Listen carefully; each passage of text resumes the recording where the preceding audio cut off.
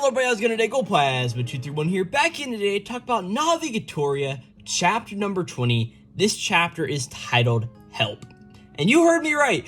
Today we aren't talking about Kagurabachi, Hell's Paradise Shigokuraku, World Trigger, Oshinoko, or any of these other series I normally like to do on this channel. Today we are starting off with a brand new series of Navigatoria chapter reviews. Now, this is a series that started earlier this year. I think it was in like February of 2024. And this is a manga plus series, or as is known in Japan, a jump plus. I almost forgot the name there for a second, but I didn't.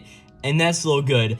And this is a series that isn't too popular over here in the West. I think the manga plus reviews as of right now are just over 16,000 views for the most recent chapter 20 of the series, which isn't good compared to a lot of our series. Like, I'm pretty sure Spy Family gets like 200,000 views almost every chapter, so this series isn't really the best. And this is the first work by this author, of course, who is Waka Oishi. I really like their work so far, so as with most manga series I talk about, I like reading the series to a point to where I read a certain chapter and I'm like, you know what? I really want to talk about that and put my thoughts on this chapter out there to the world.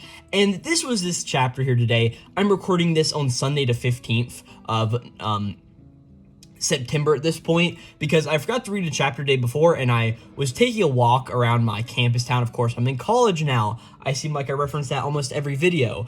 And I was taking a walk around, and I'm like, wait, yesterday, Saturday, new Navigatoria come out? And I sat down and read it on a park bench, and I was like, oh my gosh, this chapter was absolutely amazing. So I'm like, you know what? We're going to record a video on it and start a new series on the channel. So I'm not really going to get into too much of the previous what's happened in this series before, because this chapter is only 20 chapters long, and as long as you haven't read it before on Manga Plus, at least on the phone app, you can go through and do that first read free with that a bunch of Manga Plus series have, or at least the ongoing series. So you guys can go try out that, sort of get caught up onto the series. But pretty much all you need to know about what's going on in the manga right now is that they are currently in a cave exploration arc, because this series is a lot like Classroom of the Elite and a bunch of those other series where, like, this is a school full of really, really smart kids on a galactic, worldwide scale, and pretty much these colonized country planets are sending their best students from each to pretty much colonize this new world of this planet. I think it's called like the Menthol or something of whatever this planet is called.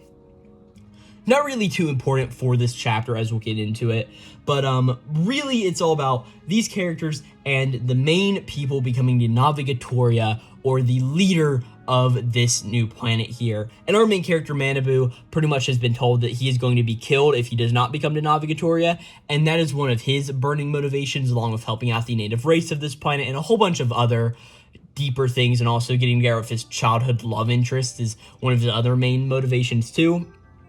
And through there, we've met a few other members of his class. He's the class rep of Class D, and like I said, right now in the manga, we're focusing on Class D in the cave, where they've pretty much been marooned after their leader got crushed by a lot of rocks in a cave-in, pretty much. I don't know why I said pretty much, because that is what happened. And currently, we're dealing with the fallout of a character named Rikotan, who's pretty much been a bigger antagonist in this series so far, and one of our supporting characters, Aiden, who Aiden's country had gotten nuclear bombed by Rikotan's country, and pretty much the bigger deals about what's going on because of this, right?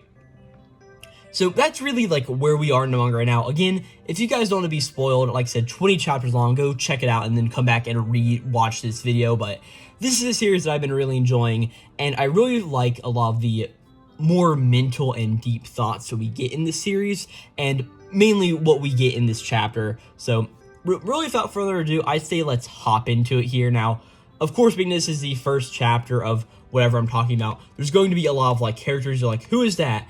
And really, you just need to know a bit of context of the series, but let's hop into it here, as of course, what happened last time was that Aiden pretty much went and tried to attack Rikotan. Rikotan pretty much turned on Aiden and pushed him down into a big pit on a, like where a bunch of like fruit vines were around it. Aiden fell into this pit and pretty much got his hand eaten off by a big bad space monster. And at the end of the chapter, Manabu had come in to save, of course, Aiden from certain death almost, from being stuck in this hole down here without a literal arm now. And we start off this chapter whenever Rikotan had come back to the rest of the group last chapter, and he pretty much explains to the group in like simple terms like, hey, Aiden attacked me earlier, but I turned on him though, and pretty much pushed him into this pit here. And he's like, it was a pretty deep pit, so it's probably going to take Aiden a little while to get out of it if he even can. And pretty much Manabu walks up to Rikotan and just like puts a hand on his shoulder and like, hey dude, I'm going to go take a look for Aiden, like, so please tell me where this hole is. We can't be losing anyone in here while we are here, pretty much, right? And at this point, we cut to exactly the scene that we saw at the end of last chapter, where Manabu pretty much yells down into the hole, like, hey Aiden, I'm going to help you out now, like, everything's going to be alright, as he pretty much suddenly jumps down into the hole, but he is protected. He's pretty much made like a rock climbing harness around him almost out of some string and a rope, and pretty much boulders his way down to where Aiden is.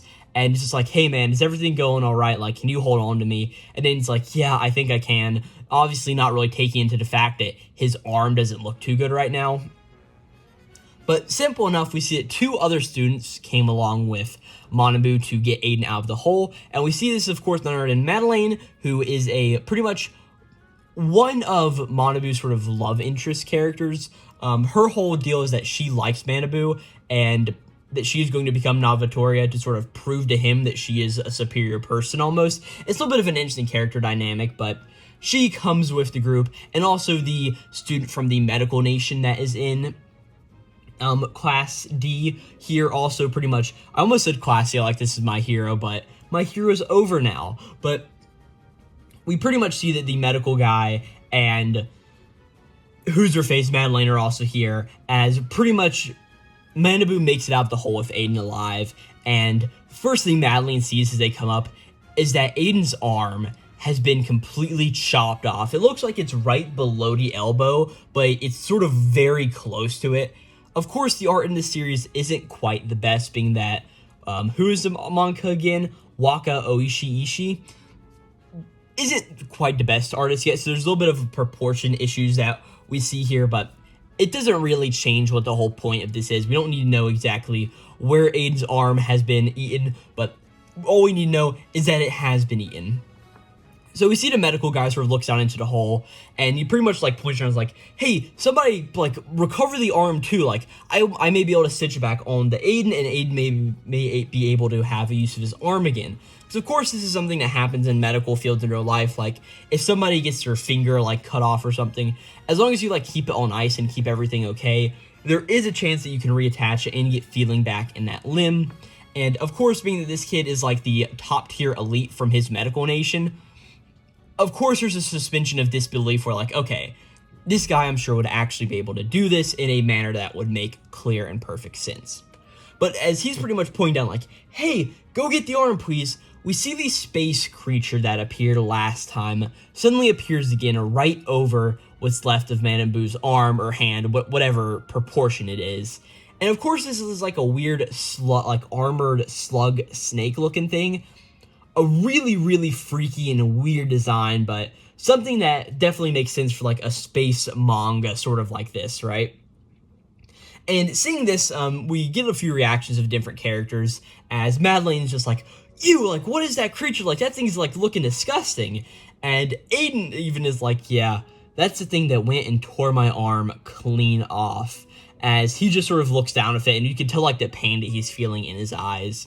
The medical nation dude comes over and patches up Aiden's arm pretty much, and before where Aiden pretty much had like taken like a piece of his shirt or something to sort of like clot it up and put pressure around the wound, we see the medical guy is actually doing it like he should, and he pretty much instructs Aiden like, hey, raise your arm like above your heart, that way the blood flow won't be pumping and all that sort of deal. So Aiden starts to sort of go through that, and while this is all going on, the medical nation guy, which I feel like I need to give like the medical nation guy like a name, just so, like I don't call him medical nation guy. How about this?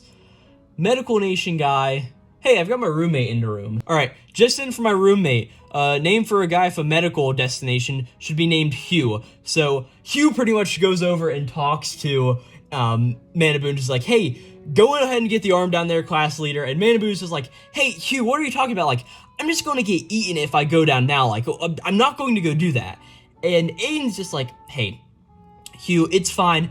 Don't need to worry about this. Like, just leave my arm. We should just get out of here instead. Don't worry about that confrontation. I'll come. As all of this is happening, there's some tapping that comes up as we hear the sounds of somebody running up behind this whole team. As we suddenly pan over to the page, as we see it's none other than Rikotan, who has also now entered the fray, and has also got that same sort of boulder setup as Manabu had so he can get out of the hole. And he runs in and jumps into the hole, and we see that he's got a massive, like, Bowie knife on him, and he goes down in a full-page spread. We see that he pretty much takes this knife and puts it clean into the eye of this weird slug beast thing. Well, as Rikotan sort of plunges it in there, everybody's just like, whoa, Rikotan, like, what are you doing? And pretty much we see that Rikotan gets the job done, and that he pretty much, we don't know if he kills the creature, or if the creature just, like, backs off from having its eye poked out. I don't know if that'd be enough to kill it, so I'm guessing the thing retreated, but we really don't know. As we suddenly get a little bit of a weird jump cut to where now Rikotan is out of the hole, holding Aiden's hand in the air, like, hey, I got it, everything's gonna be okay here, right?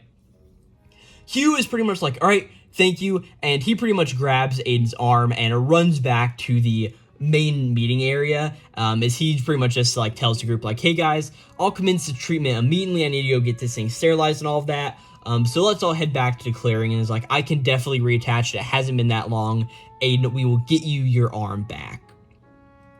And as Hugh pretty much goes and runs off, we see that Aiden is just like, hey, Rikotan, why did you go and get my arm back there? As Aiden's like, you've got to realize, like, I tried to kill you, but Rikotan's just like, hey, don't worry, it is nothing, it's my fault for leaving you back there in that hole, so, it's my fault, like, I'm sorry, man, it's what I should have done.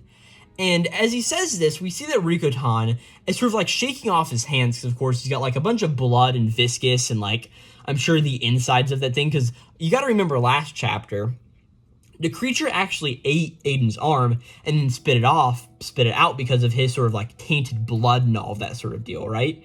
And coming back to that idea of the tainted blood, Aiden suddenly, like, looks back at Rikotan and just says, like, hey, Rikotan, your hands are really dirty. And Rikotan's just like, hey, what do you mean by, like, they're really dirty? I mean, it's just your blood, right? And at that point, Aiden turns around and says, like, that is exactly why they are dirty. And we see that Manabu, who is sort of helping Aiden move, is like, hey, Aiden, like, is everything okay? Like, what are you going on?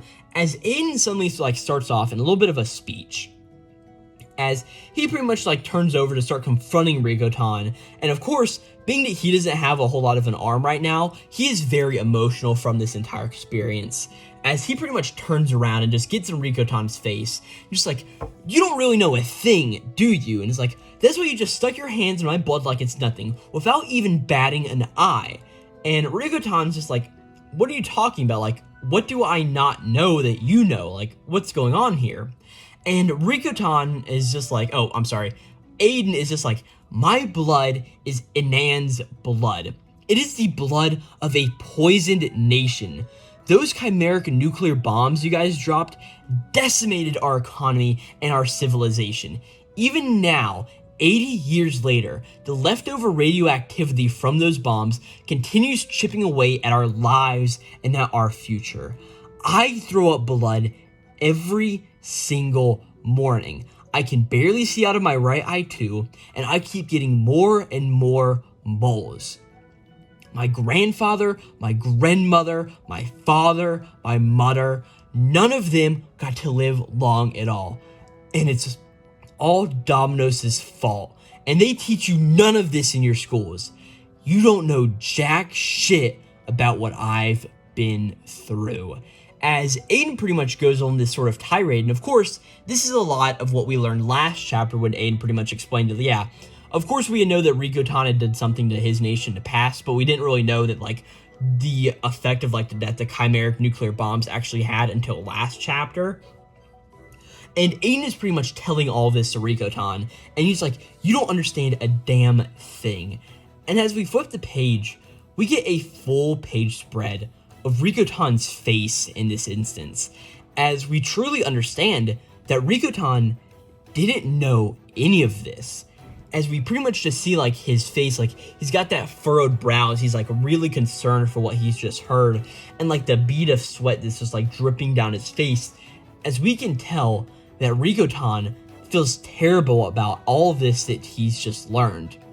And we even see that he is barely able to stutter out like, I'm sorry, like I didn't, and he isn't even able to like finish his sentence, as he is so shocked about all of this, as Aiden is sort of just saying all of this and like tears are streaming down his face.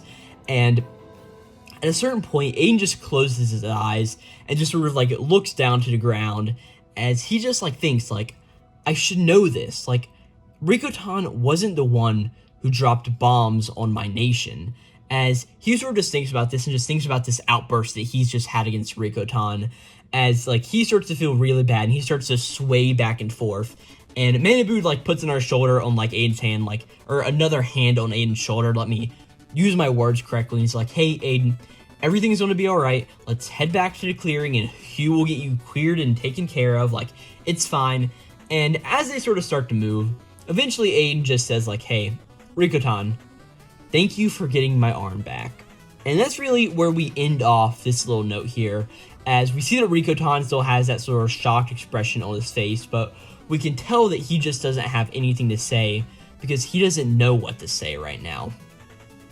We get a little brief glimpse of what happens back in the clearing at camp, and where we see that Hugh has reattached Aiden's arm to his body, and we see that Aiden's pretty much got his arm in like a full cast, and as we'll see in a few more panels, really isn't looking the best, as we see that Aiden is pretty much constantly surrounded by Hugh. Hugh is keeping him sane and safe and all of that sort of deal, right?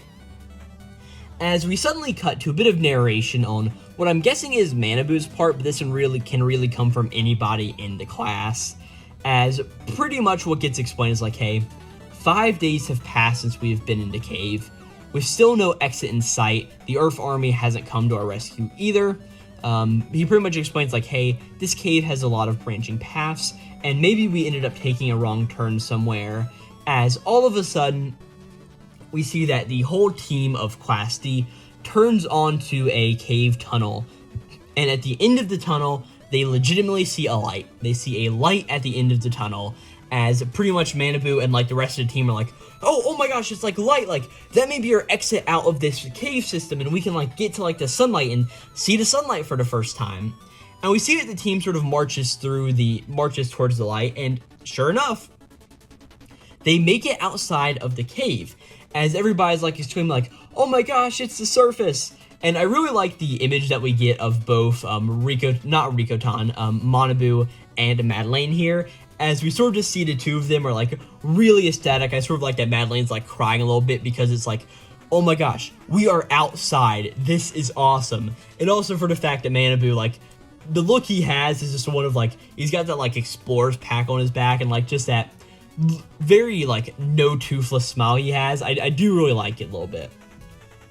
But pretty much all of the Class D people are like, all right, we're free, this is awesome, as pretty much a bunch of people are like, yeah, look at that, I can see some academy buildings over there, like, let's go make it over that way. And everyone's like, all right, so once we get there, we'll be all good. And pretty much as they start walking towards these buildings, all of the people in the class start to notice something. These buildings are completely run down. And Madeleine even explains this, like, why are all these buildings so run down? Like, this doesn't make sense. And hearing this, Manabu's just like, hey, well, right now this is the only building we see, so I need to go take a look inside to make sure this is not like some abandoned building or something, because we don't know what is going on around here. As he's pretty much like, I'll go take a look inside. And Madeleine's just like, hey, wait, like, that's dangerous. Like, if there's something off about this building, like, it's so damaged and everything, like, you shouldn't be going in on your own. But Manabu's just like, hey, that's the only thing we can do right now, and we need adults to protect us soon, so if we can go in there and we can find something, all the better. And hearing this, Rikotan sort of just raises his hand and says, hey, Manabu, I'm coming with you. And hearing this, Madeleine also says, like, hey, that seals it, I'm going as well. As we see, this is our group of 3 who's walking into this building here.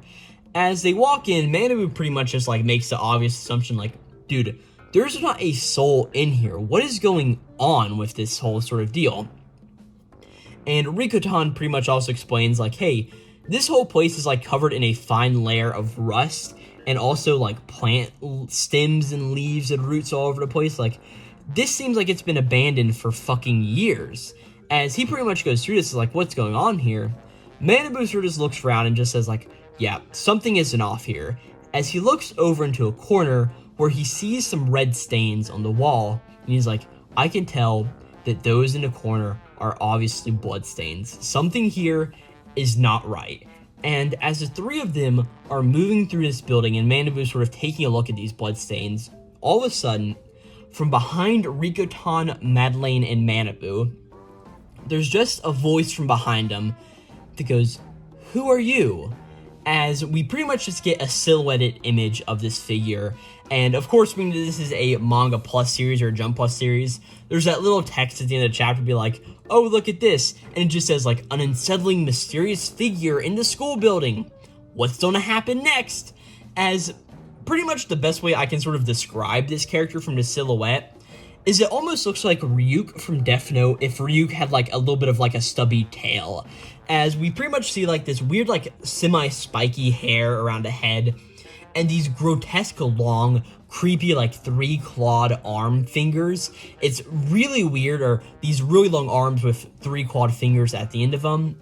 And then of course we see a very long and lanky body with almost looks like some like big like weird lanky legs either, and it also looks like this creature has a tail at the tail end of it. Haha, funny pun there.